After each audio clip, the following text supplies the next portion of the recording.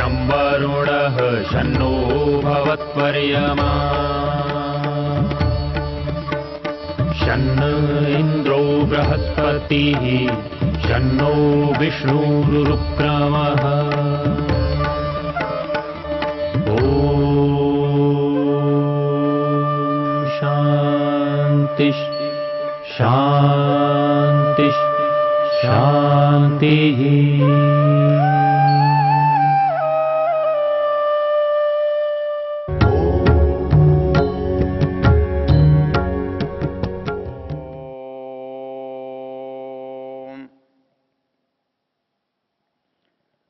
हम यजुर्वेद के ज्ञान सूक्त पर चर्चा कर रहे हैं। ये ऋग्वेद के दशम मंडल में 71वां सूक्त है। इसके 4-5 मंत्रों की चर्चा हम पीछे कर चुके हैं, जिसमें ज्ञान की प्रशंसा की गई है। इन सभी मंत्रों का ऋषि बृहस्पति है और मंत्रों का देवता जो है वो ज्ञान है। आज जिस मंत्र पर हम विचार कर रहे हैं उसकी शब्दावली इस प्रकार से है। यस्तित्याज सचिविदम सखायम न तस्य वाच्यपि भागो अस्ति यदीं शृणोत्यलकम शृणोति न ही प्रवेद सुकृतस्य पंथा। इसकी जो शब्दावली है वो ये कह रही है कि यदि हमें किसी तरह से मान लो ज्ञान प्राप्त भी नहीं है तो हमें ज्ञानियों का साथ प्राप्त होना चाहिए, ज्ञानियों का मार्गदर्शन प्राप्त होना चाहिए। हमारे यहाँ जो सत्संगति का सबसे अधिक महत्व दिया गया है, वो सत्संगति का सबसे बड़ा लाभ क्या होता है? जो चीज़ हमने पढ़ी नहीं है, हमने अनुभव नहीं की है, किंतु दूसरों के अनुभव से, अध्ययन से, विचार से हम लाभान्वित होते हैं। उस सत्संगति से हम वो लाभ अनायास सहज पा लेते हैं जहाँ तक हमारी अपनी पहुँच नहीं है। इसलिए मनुष्यों में ज्ञान का जो आदान प्रदान होता है, उसमें एक मनुष्य दूसरे को अपनी वाणी से, अपने विचार से, अज्ञान से हटा करके ज्ञान की ओर ले जाता है, ले जा सकता है। यहाँ पर वो ये कहता है कि कोई व्यक्ति यदि किसी ज्ञानी को, ज्ञान वाले व्यक्ति को, ज्ञान रूप विचार को अपने साथ नहीं रखता है तो वो बड़ा अपना नुकसान करता है, हानि करता है, घाटा करता है। वो कहता है कि ज्ञान तो बिल्कुल ऐसा है जैसे कोई मित्र होता है, सखा होता है। इसलिए विद्या के बारे में हमारे साथ संस्कृत साहित्य में बड़ी सुंदर पंक्ति है कि विद्या तो एक ऐसा धन है, ऐसी संपत्ति है जो सदा हमारे लिए लाभदायक ही होती है। वो ज्ञान हम जितना बांटते हैं उतना बढ़ता है। सामान्य धन की जो बात होती है, वो धन तो बांटने से, देने से घटता है। वो छीनने से भी कोई ले जाता है तो घट जाता है। लेकिन विद्या के साथ ऐसा नहीं है, ज्ञान के साथ ऐसा नहीं है। वो ये कहता है कि विद्या का जो धन है, ज्ञान का जो धन है, वो बड़ा महत्वपूर्ण है। इसकी विशेषता है, इसके बांटने से ये बढ़ता है। इसके अध्ययन से ये जितनी बार करते हैं उतना मजबूत होता है। और न चौराहार्यम, ये विद्या का जो धन है इसे चोर भी नहीं चुरा सकते। कोई ठग इसे ठग कर नहीं ले जा सकता। ये वस्तु रूप नहीं है, ये उसकी बुद्धि में रहने वाला धन है। तो इसलिए शास्त्रकार, नीतिकार एक जगह कहता है, न चौराहार्यम न च राजहार्यम न भ्रातृभाज्यम न च भारकारी। वो कहता है कि ये धनों की सबसे बड़ी विचित्रता है कि बाकी कोई भी धन हो, चाहे वो संपत्ति भूमि की हो, संपत्ति व्यापार की हो, संपत्ति सोने चांदी के रूप की हो या संपत्ति किसी और वस्तु के रूप में हो, वो सारी संपत्तियों को कोई दूसरा व्यक्ति नुकसान पहुंचा सकता है, उनमें कमी ला सकता है, उन्हें छीन कर ले जा सकता है। वो संपत्तियां राजा भी छीन सकता है, चोर भी चुरा सकता है। और तो और जब कोई संपत्ति हमें अपने पिता की हमें प्राप्त होती है, मिलकर कमाई जाती है, लोग इकट्ठे होकर समूह बनाकर जब उसको कमाते हैं तो उसको बांटना पड़ता है। भाई के साथ भी संपत्ति को बांटना पड़ता है। चोर ले जाए तो संपत्ति के बिना हमारा निर्धनता का रूप आगे आ जाता है। इसके लिए नीतिकार कहता है न चौरहार्यम न च राजहार्यम न भ्रातृभाज्यम न च भारकारी। और कोई भी यदि संपत्ति आप इकट्ठी करते हैं तो उसका भार आप पर पड़ता है। कोई व्यक्ति सोना ही इकट्ठा कर ले तो एक सीमा के बाद वो उसे उठा नहीं सकता, ले जा नहीं सकता, वो वजन हो जाता है, भार हो जाता है। तो ये धन जो है कभी जब राजा ले जा सकता है, चोर ले जा सकता है, वजन होकर खुद उठाया नहीं जा सकता है। और उसके साथ यदि हम बांटते हैं, देते हैं, किसी के साथ कुछ भला करते हैं तो हमारे धन में कमी आती है। हम उसके टुकड़े करेंगे, देंगे, बांटेंगे तो वो घटेगा। इसके लिए नीतिकार ने जो पहली पंक्ति लिखी कि वो विद्या का धन जो है इन सब दोषों से, इन सब अवस्थाओं से मुक्त होता है। ज्ञान रूपी जो धन है वो इन सब परेशानियों से अलग होता है, हटकर होता है। तो वो कहता है न चौरहार्यम न च राजहार्यम न भ्रातृभाज्यम न च भारकारी। न चौरहार्यम, ये धन चोरों के द्वारा हरण नहीं किया जा सकता है। न भ्रातृभाज्यम, कोई भाई, कोई व्यापार में हिस्सेदार, कोई कंपनी का सदस्य, कोई बोर्ड का डायरेक्टर, हमारे निदेशक इन धन को बांट करके हमसे ले नहीं सकता है। हमारे धन में वो कमी नहीं कर सकता है। न चौरहार्यम न च राजहार्यम न भ्रातृभाज्यम, भाई लोग जो हैं वो उसको बांट भी नहीं सकते, बंटवारा नहीं कर सकते। न भ्रातृभाज्यम, और इसका उल्टा है व्यये कृते वर्धत एव नित्यम। वो धन जहाँ व्यय करने पर घट जाता है, कम हो जाता है, समाप्त हो जाता है, उसके स्थान पर जो विद्या का, ज्ञान का धन है वो वर्धत एव नित्यम। इसको आप जितना बांटते हो, जितना देते हो, जितना लोगों को बताते हो, उसके बाद वो उसमें वृद्धि तो होती है, कमी नहीं होती। वो नए रूप से आपको याद हो जाता है, नए कुछ अनुभव उसमें जुड़ जाते हैं, वो पहले से अधिक हो जाता है, पहले से अधिक स्पष्ट हो जाता है, लेकिन उसमें किसी तरह की न्यूनता या कमी या घटाए नहीं आता। व्यये कृते वर्धत एव नित्यम, और वो एक दिन की बात नहीं है। आप यदि रोज उसको बताएंगे, पढ़ाएंगे, सुनाएंगे तो प्रतिदिन व्यय करने पर भी उसकी निरंतर वृद्धि होती जाएगी।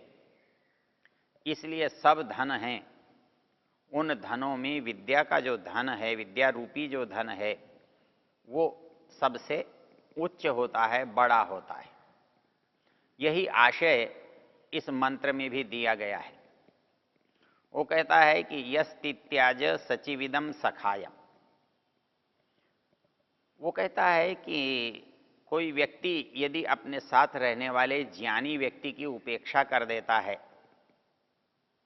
अपने से सहयोग करने वाले व्यक्ति की उपेक्षा करता है, अपने को सुख देने वाले व्यक्ति की उपेक्षा करता है, तो उसे फिर वाणी का कोई लाभ नहीं मिलता। हमें वाणी का लाभ प्राप्त करने के लिए जो विद्वान लोग हैं उनका साथ करना पड़ता है, उनकी संगति करनी पड़ती है, उनकी सेवा करनी पड़ती है, उनका सत्कार करना पड़ता है, उनसे प्रार्थना करनी पड़ती है, तो वो चीज़ हमें प्राप्त होती है। गीता ने लिखा है, तद विद्धि प्रणिपातेन परिप्रश्नेन सेवया उपदेक्षन्ति ते ज्ञानम ज्ञानिनस तत्वदर्शिना। हम यदि किसी से कोई ज्ञान प्राप्त करना चाहते हैं, उसका लाभ उठाना चाहते हैं, तो हमें उसके प्रति नम्र रहना पड़ेगा, जिज्ञासु रहना पड़ेगा, उनको हमारे सेवाओं का हमें लाभ देना पड़ेगा, हमें सेवा करनी पड़ेगी। तो जो ज्ञानी लोग हैं वो अपने ज्ञान का हमें लाभ देते हैं। इसलिए प्रणिपात से, परिप्रश्न से और सेवा से हम उस ज्ञान को पा सकते हैं, उसका लाभ उठा सकते हैं। तो संसार में मनुष्य स्वयं ज्ञानवान न हो, किंतु वो ज्ञानियों को अपने पास रख करके उसका लाभ उठाता है और उठा सकता है। आप जितने भी बड़े बड़े उद्योगपति हैं, व्यवसायी हैं, कारखाने के मालिक हैं, वो लोगों को अपने पास रखते हैं। कैसे लोगों को? जो उस विषय के जानने वाले हैं, जानकार हैं। आप उनको मैनेजर के रूप में रखते हैं। जो तकनीकी जानते हैं उनको मशीन की इंजीनियर के रूप में रखते हैं, व्यवस्था या प्रशासन के रूप में रखते हैं। तो उनकी बुद्धि का उपयोग करते हैं और उनकी बुद्धि से, उनके ज्ञान से हम लाभ उठाते हैं। हम स्वयं ज्ञानी नहीं हैं तो भी हम अपने साथी के ज्ञान से हम उस ज्ञान का भरपूर उपयोग कर सकते हैं, उससे भरपूर लाभ प्राप्त कर सकते हैं, संपत्ति अर्जित कर सकते हैं। तो इसलिए मंत्र में कहा गया है, यस्तित्याज सचिविदम सखायम। जो इस विद्या का जो जानकार है, भली प्रकार समझने वाला है, उस ज्ञानी को, मित्र को यदि हम दूर हटा देते हैं, उसकी बात नहीं सुनते हैं, तो फिर हमें ज्ञान का लाभ प्राप्त नहीं हो सकता। यस्तित्याज सचिविदम सखायम न तस्य वाच्यपि भागोस्ति। फिर तो उसकी वाणी से बोलना भी बेकार है। वाणी का भी भागीदार वो नहीं बनता, शब्दों का भी भागीदार नहीं बनता। जिसकी चर्चा सुन रहा है उसका भी लाभ वो नहीं उठा सकता। क्यों? वो जो लाभ देने वाला विद्वान मित्र है वो उसकी उपेक्षा कर रहा है। यस्तित्याज सजीविदम सखायम न तस्य वाच्यपि भागो अस्ति। उसका वाणी मात्र में भी कोई लाभ नहीं है, वाणी में भी उसकी कोई हिस्सेदारी नहीं है। उसको जो लाभ होना चाहिए, प्राप्त होना चाहिए, वो नहीं है। क्यों? यदि शृणोत्यलकम शृणोति। यदि वो ज्ञान से प्रेम नहीं रखता, ज्ञानियों के बीच में नहीं रहता, ज्ञानियों से लाभ उठाने की इच्छा नहीं रखता, तो वो सुन भी रहा हो तो उसका सुना हुआ बेकार है, व्यर्थ है, उसका सुना हुआ निरर्थक है।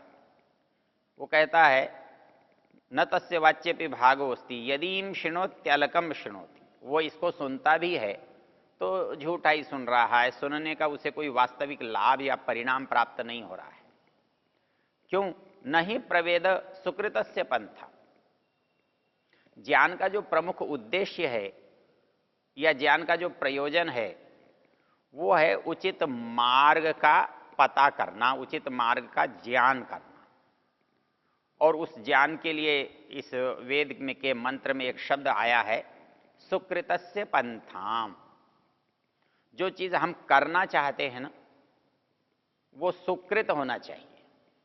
करती तो दुनिया है, चोर भी कर रहा है, डाकू भी कर रहा है, जेब काटने वाला भी कर रहा है, ठग भी कर रहा है, कर तो सारे ही रहे हैं, लेकिन इन सब का जो किया हुआ है वो सुकृत नहीं है, वो अच्छा नहीं है, वो श्रेष्ठ नहीं है, उसका जीवन को कोई कल्याण देने वाला या लाभ देने वाला नहीं है। तो इसलिए यहां कहा, कहता है कि यस्तित्याज सचिविदम सखायम न तस्य वाच्यपि भागवस्ति यदीम शृणोति अलकम शृणोति। उसने जो ज्ञान पाया है वो व्यर्थ है। नहीं प्रवेद सुकृतस्य पंथाम, वो सुकृत का जो पंथा है, रास्ता है, मार्ग है, उसको न वेद, वो जान नहीं रहा है, वो समझ नहीं रहा है। यदि वो इस ज्ञान के परिणाम को, प्रयोजन को यदि समझ सकता तो वो कभी भी अपने साथियों से, ज्ञानवानों से द्वेष नहीं करता। ज्ञान से अज्ञानी लोग सदा द्वेष करते हैं। अज्ञानी लोग ज्ञानियों के प्रति घृणा करते हैं। उनकी जो श्रेष्ठता है उसे स्वीकार करने की उनके मन में इच्छा नहीं रहती। इसलिए वो ये कहता है कि जो अज्ञानी है वो ज्ञानियों से द्वेष करता है। इसलिए अज्ञानी व्यक्ति को या अयोग्य व्यक्ति को, अपात्र व्यक्ति को ज्ञान नहीं देना चाहिए, क्योंकि यदि अपात्र व्यक्ति को कोई ज्ञान दिया गया तो वो ज्ञान का सदुपयोग न होकर दुरुपयोग होगा। तो इस दुरुपयोग से बचने के लिए वेद ने कहा कि भाई आपको इस ज्ञान को प्राप्त करके जीवन में सुकृत की ओर बढ़ना है। अर्थात आप लोग कहते हैं कोई गलत काम हो जाए, अरे भले आदमी पढ़ा लिखा होकर के ऐसा क्यों करता है, भाई तू इतना समझदार जानकार है फिर ऐसा क्यों करता है, तो इतना बुद्धिमान है, इतनी बातें तुझे मालूम हैं, इतनी परीक्षाएं तूने पास की हैं, तू एमए पास है कि डॉक्टर है कि बीए है कि इंजीनियर है कि प्रोफेसर है कि डॉक्टर है कि, वो कहता है इतना सब तू समझदार है फिर ऐसा क्यों करता है। तो इसका एक मतलब सीधा सा निकलता है कि अच्छा करना ज्ञान से संभव है, और जो ज्ञानवान नहीं है, ज्ञान का आदर नहीं करता है या ज्ञानवान लोगों के साथ नहीं रहता है, ज्ञानवानों की संगति को अच्छा नहीं मानता है, वो व्यक्ति कभी भी सुकृत का अनुगामी नहीं हो सकता, वो सुकृत का प्रयोजन सिद्ध नहीं कर सकता। इसलिए वो ये कहते हैं न प्रवेद सुकृतस्य पंथा, जो सुकृत का मार्ग है वो उसको नहीं आता है, वो उसे नहीं जान पाता है। इसलिए वेद को पढ़ने से जो मनुष्य है वो अपने जीवन का जो उचित और ठीक मार्ग है, जिसे वेद की भाषा में सुकृत कहा गया है, उसको जानने से वो सुकृत को, मार्ग को जान लेता है। वो अपने साथ ज्ञानियों के रहने से उस सुकृत को पहचान लेता है और उस सुकृत के रास्ते पर चलने का यत्न करता है। तो इसलिए मनुष्य ऐसा केवल न करे यत्न तभी होता है जब उसको ज्ञान नहीं होता है। इसलिए वेद कहता है सुकृतस्य पंथाम, जो सुकृत है उसके मार्ग पर ज्ञानी व्यक्ति चलता है। ओ